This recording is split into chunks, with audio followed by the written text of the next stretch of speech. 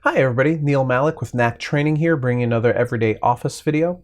And today's video is about the 7 critical editing keyboard shortcuts you need to master to be able to work more fluidly in Microsoft Excel.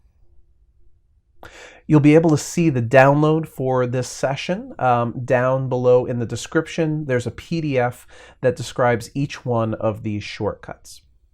So let's see what we're talking about here. As you can see, I'm going to go to the bottom of a list of information I've already got on hand, and I'll probably want to be able to add a new employee to the bottom of this list. I have 7 shortcuts that will let me work within this as quickly and as efficiently as possible and keep me from having to reach for the mouse. Here they are in order. Let's begin by typing in the employee's first name. After typing the employee's first name, the right way of moving from the first column to the second column, to move to the right, is always to hit the Tab key on the keyboard. That will allow you to type in the next piece of information, and then the Tab key on the keyboard will allow you to take the next piece of information. Tab key on the keyboard to go to the next piece of information. Tab key on the keyboard for the next piece of information, Tab, Tab,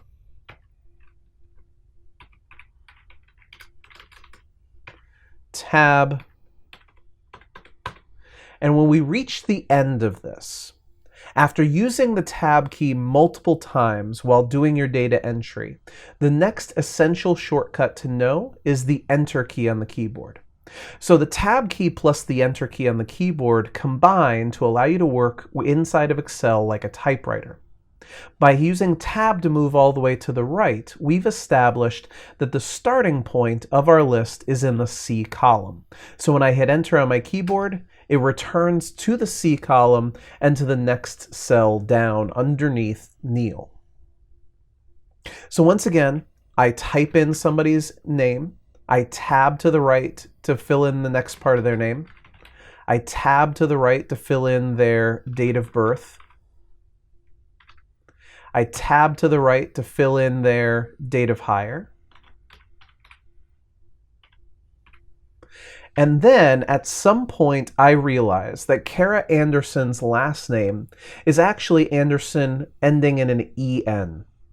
And I think to myself, I need to go back and edit the word Anderson.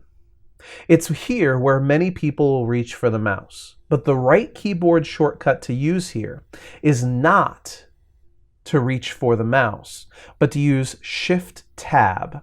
Shift-Tab moves me back to the left until I reach Kara Anderson's name again. You're going to see the benefits of this because in a moment when we go all the way across this record and we hit Enter again, it will take me back to the line where Kara Anderson's name is in the C column. Now here, again, this is where people will often reach for the mouse. If we want to replace the name Anderson with an ON, with Anderson with an EN, then we could either type over the top of this, or if we realize that we're just doing a small edit, we might decide to go and double-click on the word Anderson. Instead, the keyboard shortcut to be able to edit the contents of any cell is the F2 key on the keyboard. So as you can see here, I'm going to press the F2 key, and instantly I have a blinking cursor inside the cell for Anderson. It's here where I can take off the ON and replace it with EN, and now tab across, tab across, tab across. Fill in the information necessary. And now when I hit Enter on my keyboard, because I took the time and opportunity to use Shift-Tab to move to the left and then Tab to move to the right, when I hit Enter on my keyboard, it takes me back to the C column still. If you try that out without using the keyboard, you'll notice your Enter key only goes down. It does not return to the beginning of the line. In the same way that we can use Shift-Tab to move to the left because we can use Tab to move to the right, if we use Enter to move down, we can use Shift-Enter to move up. As you can see there, Shift Enter brings me back to Kara Anderson's first name, and Enter moves me back down. So those 4 shortcuts, Tab, Shift Tab, Enter, and Shift Enter, are different components of the same process. And F2 allows me to make edits. So I'll now go in, put in the next person's name, tabbing all the way along, and then I'll go back to Greg Smith's last name. I'll use Shift Tab to go back to the word Smith. And here I'll think to myself, oh, you know what? I mistyped that. It's not Greg Smith, it's Greg Brown. It's at this point right here where I might look down and realize that I was actually making a mistake. By re-editing this cell, I actually do need it to be Smith. If I simply use the Escape key on the keyboard, that locks it back to the way it was originally. Escape says that I no longer want to make edits within that cell. So these are the partners, Tab and Shift Tab, Enter and Shift Enter, F2, and the Escape key. And finally, we have Control Enter. Control Enter is useful for those times when you want to be able to enter some piece of information and then be able to format what you just entered.